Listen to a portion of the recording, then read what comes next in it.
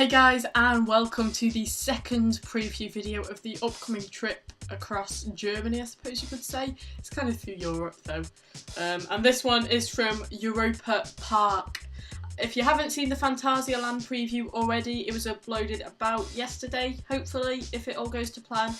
And I'll put some kind of card on the screen at some point in this video so you can go and watch it. There might even be something in one of the top corners. Which one will it be? I don't know. I think that one, but it might be up there. I'm pretty certain it's up there though. I don't know, but I'll link to that video. Anyway, 6 things I'm looking forward to about Europa Park, the Europa Park preview video. Let's just get straight into the things I'm looking forward to. So number 1 is Voltron. It looks like an insanely good ride. GCI Woody, similar to what SW8's going to be at Alton Towers, but it just looks really good. Lots of people who've rode it, similarly to Taron, have actually called it one of their number 1 coasters, one of their top coasters.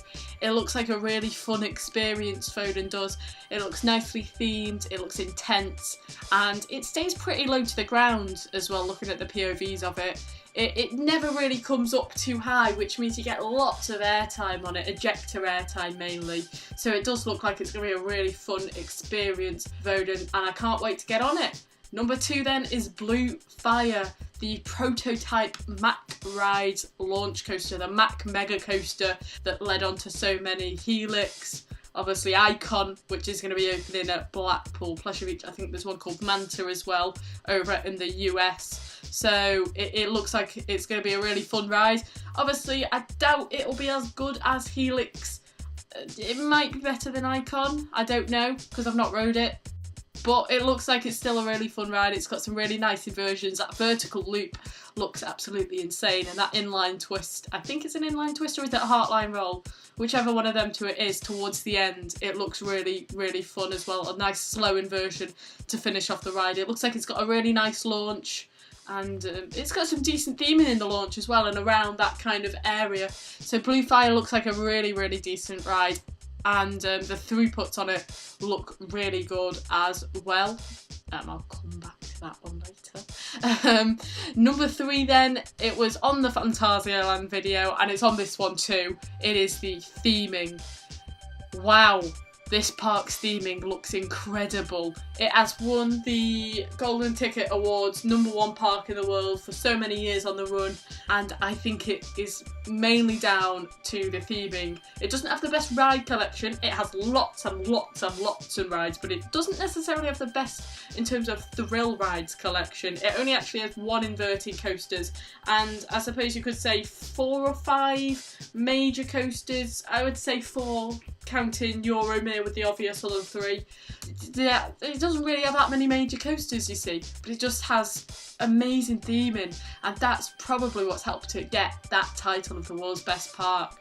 It looks like the theming there is insane. All the different lands, it will feel really immersive, I reckon, that you're actually in that part of Europe, and I think the Europa Park have done a brilliant job of their theming. Just looking at videos of it, and that's videos, I mean, in real life it's going to be outstanding to look at. All the little hidden details, all the little hidden gems you see around the park that you wouldn't see if you didn't know they were there. They're that well hidden in the theming that is so complex. It looks absolutely amazing theming, so I can't wait to see that indeed.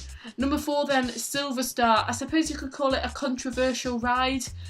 Some people say it's really good, some people say it's alright, which is better than it being properly controversial, I suppose, like the Smiler, where some say it's good and some say it's atrocious. I'm more on the atrocious side. But I'd say Silver Star.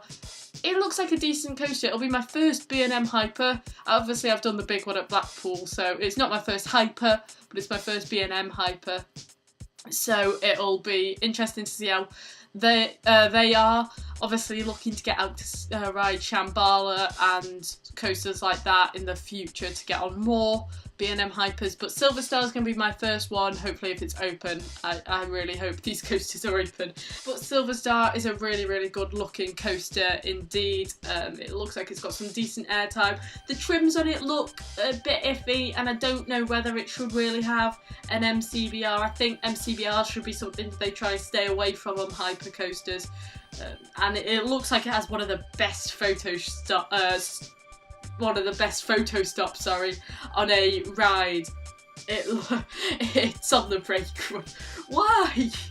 When designing a hyper coaster, a coaster that has a drop of 200 foot, would you not put the camera on the drop?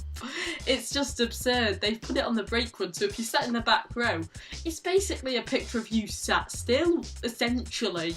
So, apart from those iffy features, it looks like it's going to be a decent coaster. It would be nicer if it was more themed and wasn't like a car park coaster, but I can't be critiquing it on stuff like that because that's where they've built it. I mean, I've not even rode it and I'm critiquing it already, so I definitely want to experience that to see what side of the, I suppose you could call it a Marmite coaster, I'd be sitting with. And that's not literally, I'd be sitting where I was sat, obviously. Anyway, 5 is kind of a mix of two. It's the dark rides and the water rides. Both these two types of rides are rides Europa does really well. They obviously have Poseidon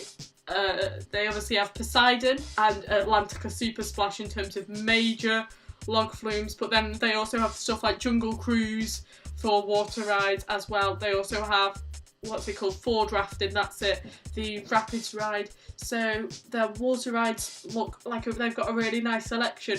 I'm particularly looking forward to Atlantica Super Splash and Poseidon out of them. I'd probably say I'm looking more forward to Poseidon. I've ridden a clone of Poseidon at Aqua Show in Portugal, and I actually really enjoyed it. It was a good coaster, and that was at a water park. I believe it's Portugal's only major coaster. That one, I think it was just called Montanha Russa, which translates to roller coaster. So, this one, Portugal, that one was. So, Poseidon, it looks like it'll be decent, probably better than Montanha Russa, you'd like to think. So, I'm quite looking forward to Poseidon. And then, of course, Atlantica Super Splash looks like a really decent water coaster as well. Then, we've also got the dark rides there. So many hidden gems in terms of dark rides at Europa, so many things you wouldn't expect to see hidden in the beautiful facades. Obviously I was talking about theming before, they just look really good, these dark rides over at Europa. I probably won't get on them all, unfortunately. Maybe for another trip in the future they all are, because I'll be focusing mainly on getting as many of the coasters as possible, because I obviously want to experience the main attractions, you'd say, first. So, dark rides and water rides. Number 6, just going a bit more into detail with the dark rides. I can't remember what it's called now, but I really want to do the kind of Vekoma Madhouse there, because I think that'll be interesting to see how they pull it off, see how it compares to the Haunting and Hex.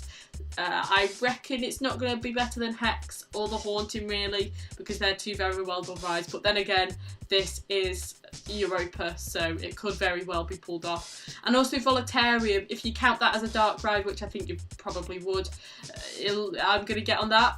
New ride for this year. It looks like it'll be alright, kind of your Flying Dreams theatre style ride. So I'll be getting on that one too, Voltron, forget its name then. Finally then, number 6 on the list, it is the throughputs. I've recently been to a few parks that have really bad throughputs, atrocious throughputs. Breen Leisure Park was an example of that, even though I would highly recommend you get out to Breen Leisure Park, because it's a nice little place. For 25 quid it's not too bad, and there's some nice rides there, especially Astro Storm, so I recommend you go down to Breen. But its throughputs were the thing that let Breen down, and it'll be finally nice to get to a park which I've heard in some videos they've seen 15-second dispatches. If that's true, then that will be absolutely insane. The throughputs here look incredible. A queue at Europa, which would be at so many other parks, an hour could be 20 minutes for them. That's how good their throughputs are. So I can't wait to be able to get in some queues that move. Anyway guys, thanks for watching this preview video. If you enjoyed it, give it a thumbs up and all that stuff. Subscribe if you're new around here. And until next time, goodbye.